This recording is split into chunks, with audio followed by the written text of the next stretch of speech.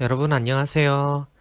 이전 시간 영상을 보시고 큐티가 무엇인지 감을 잡으셨나요? 오늘은 고린도전서 15장 1절에서 10절 말씀으로 함께 큐티를 해보고자 합니다. 먼저 큐티의 방법 기억하시죠? 말씀을 산을 보듯이 한번 쭉 읽어보시고 그 다음에 나무를 보듯이 꼼꼼히 읽어보는 거예요. 혹시라도 성경을 가지고 있지 않은 청년들을 위해서 제가 말씀을 준비했습니다. 영상의 말씀을 준비했는데요. 화면을 정지해서 충분히 한번 읽어보시기를 바랍니다. 자, 다 읽으셨나요?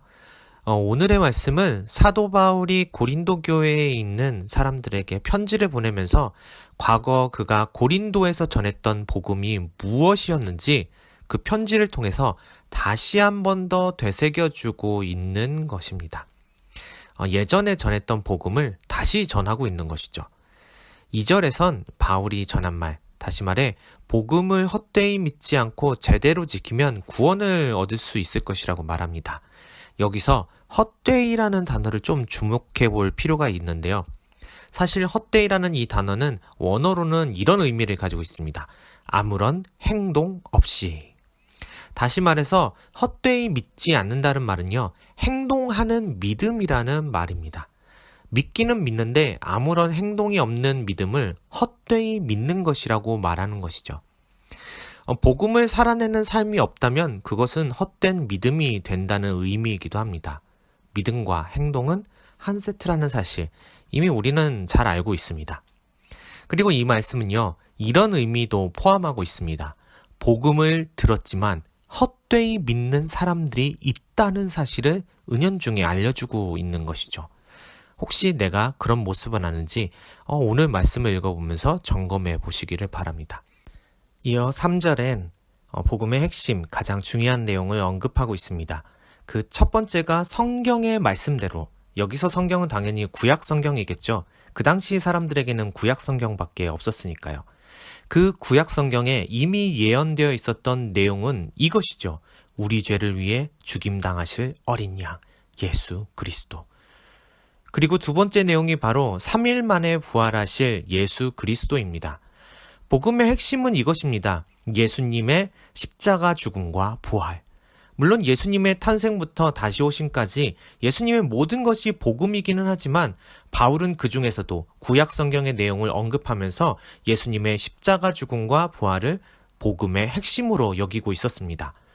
바울은 예수님의 십자가 죽음이 예수님 자신의 죄 때문이 아닌 바울 자신의 죄, 그리고 죄로 물든 모든 인간들의 죄 때문에 죽임을 당하셨다는 사실을 그 누구보다도 잘 알고 있었습니다.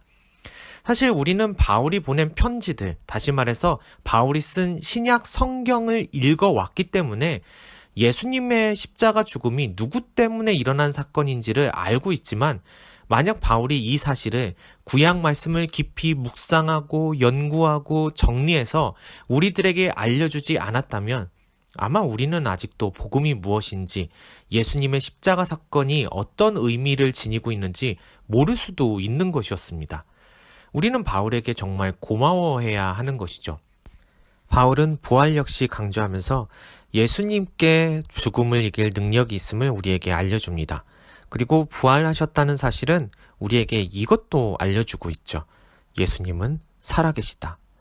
예수님은 무덤에 머물러 계신 분이 아니라 지금도 살아계시다는 사실을 우리에게 알려주고 싶어 합니다.